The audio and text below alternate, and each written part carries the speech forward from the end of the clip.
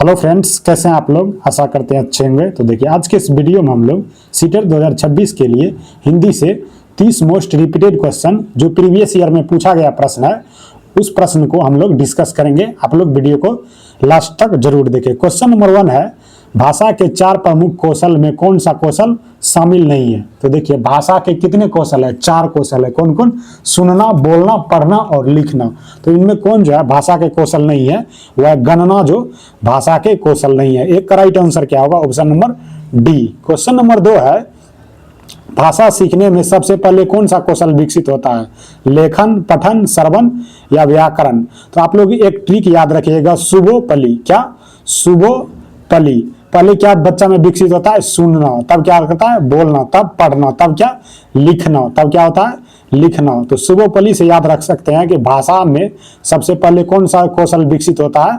वह होता है सुनना कौशल विकसित होता है। 2 का राइट आंसर क्या होगा? ऑप्शन नंबर सी, श्रवण। क्वेश्चन नंबर 3 है, भाषा सीखने में बच्चों को बोलने के अधिक अवसर देने का मुख्य उद्देश्य क्या है? उन्हें चुप रखना, मौखिक अभिव्यक्ति विकसित करना, केवल व्याकरण सिखाना, केवल शब्द याद करना। तो देखिए, भाषा सीखने में बच्चों को बोलने के अधिक अवसर देने का मुख्य उद्देश्य क्या होता है? वह होता है मौखिक अभिव्यक्ति विकसित करना। 3 का राइट आंसर क्या होगा? Option number B. Question number 4 है, बहुभाषिक कक्षा में शिक्षक को क्या करना चाहिए? केवल मानक भाषा का प्रयोग करवाना चाहिए। ये बात क्या है? गलत है। बच्चों की मातृभाषा को रोकना नहीं है, कभी भी मातृभाषा को रोकना नहीं है। बच्चों की भाषाओं को संसाधन के रूप में प्रयोग करना, केवल अंग्रेजी का प्रयोग करना। तो देखिए, बहुभाषिक कक्षा में शिक्षक को क्या करना चाहिए? वह करना चाहिए बच्चों की भाषाओं को संसाधन के रूप में प्रयोग करना चाहिए। 4 का राइट आंसर क्या होगा? Option number C. Question number 5 है, बहुभाषिकता को कक्षा में किस रूप में देखा जाना चाहिए? समस्या, बाधा, संसाधन या अनुशासनहीनता। तो देखिए, बहुभाषिकता को कक्षा में किस रूप में देखा जाना चाहिए? वह देखा जाना ही चाहिए संसाधन के रूप में। 5 का राइट आंसर क्या होगा? Option number C. Question number 6 है, यदि बच्चा अपनी मातृभाषा के शब्दों का प्रयोग करता है तो शिक्षक को उसे दंड देना चाहिए। कभी भी बच्चे को दंड नहीं देना है, उसका मजाक उड़ाना चाहिए। ये भी बात क्या है? गलत है। उसकी भाषा को सीखने के संसाधन के रूप में स्वीकार करना चाहिए, उसे बोलने से रोकना चाहिए। कभी भी किसी भी बच्चा को बोलने या अपनी बात को रखने से नहीं रोकना है। तो देखिए, अब बच्चा यदि अपनी मातृभाषा के प्रयोग करता है तो शिक्षक को क्या करना चाहिए? उसकी मातृभाषा को सीखने के संसाधन के रूप में क्या करना चाहिए? शिक्षक को स्वीकार करना चाहिए। 6 का राइट आंसर क्या होगा? Option number C. Question number 7 है, भाषा अधिगम में बच्चों की गलतियां सामान्यतः क्या दर्शाती है? बच्चा सीख नहीं सकता, सीखने की प्रक्रिया चल रही है, बच्चा बुद्धिहीन है, शिक्षक असफल है। तो देखिए, भाषा अधिगम में बच्चों की गलतियां सामान्यतः क्या दर्शाती है? वह दर्शाती है सीखने की प्रक्रिया अभी क्या हो रहा है? चल रहा है। यह भाषा अधिगम में गलतियां दर्शाती है। 7 का राइट आंसर क्या होगा?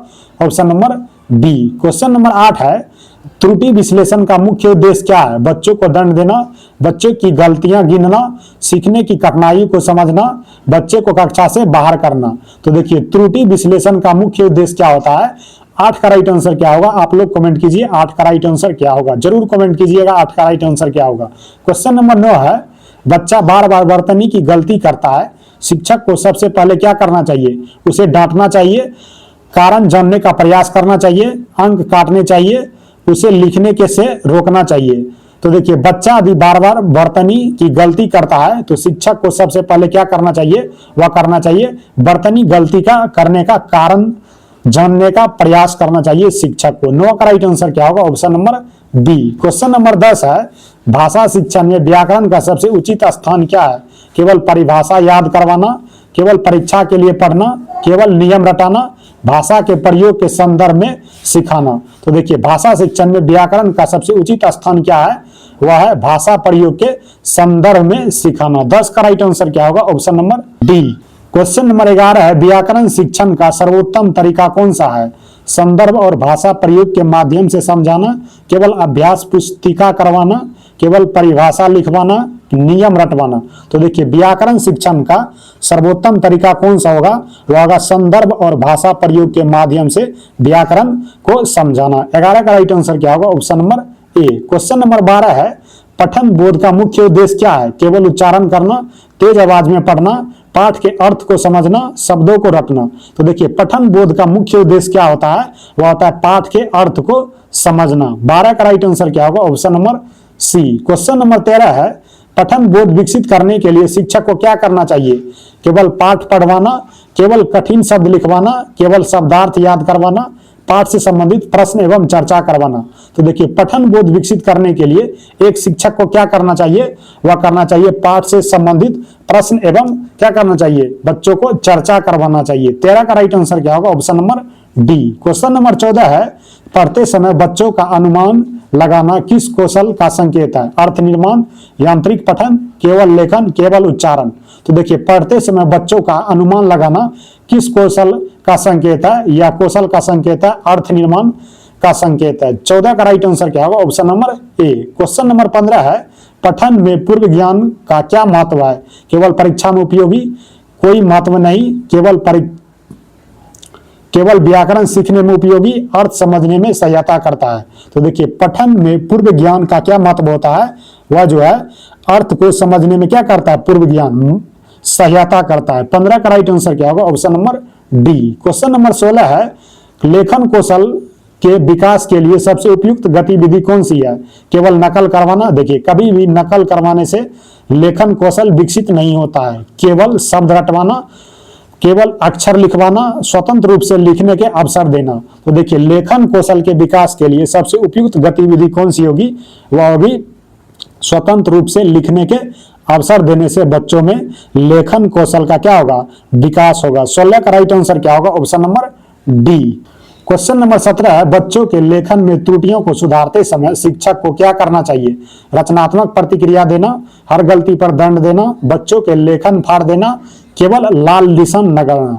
तो देखिए, बच्चों के लेखन की त्रुटि सुधारते समय शिक्षक को क्या करना चाहिए? वह करना चाहिए रचनात्मक प्रतिक्रिया देना चाहिए। 17 का राइट आंसर क्या होगा? Option number A. Question number 18 है, लेखन कौशल का विकास सबसे अधिक किससे होता है? केवल पाठ पढ़ने से, केवल मौखिक परीक्षा से, नियमित लेखन अभ्यास से, केवल व्याकरण रटने से। तो देखिए, कभी भी व्याकरण रटने से लेखन कौशल का विकास नहीं होगा। लेखन कौशल का विकास किससे होगा? वो होगा नियमित लेखन अभ्यास करने से। 18 का राइट आंसर क्या होगा? Option number C. Question number 19 है, भाषा मूल्यांकन का मुख्य उद्देश्य क्या होना चाहिए? सीखने की प्रगति और कठिनाइयों को समझना, केवल अंक देना, कमजोर बच्चे को अलग करना, बच्चों को रैंक देना। तो देखिए, भाषा मूल्यांकन का उद्देश्य क्या होना चाहिए? वह होना चाहिए सीखने की प्रगति और कठिनाई को समझना। 19 का राइट आंसर क्या होगा? Option number A. Question number 20 है, भाषा सीखने के दौरान किया जाने वाला मूल्यांकन कहलाता है? निर्माणात्मक मूल्यांकन, समेकित मूल्यांकन, प्रवेश परीक्षा, अंतिम मूल्यांकन। तो देखिए, भाषा सीखने के दौरान हो रहा है, सीखने के दौरान होने वाले मूल्यांकन को क्या कहलाता है? वह कहलाता है निर्माणात्मक मूल्यांकन कहलाता है। क्या कहलाता है? निर्माणात्मक मूल्यांकन कहलाता है। 20 का राइट आंसर क्या होगा? Option number A. Question number 21 है, भाषा के चारों कौशल का मूल्यांकन करने के लिए आवश्यक है?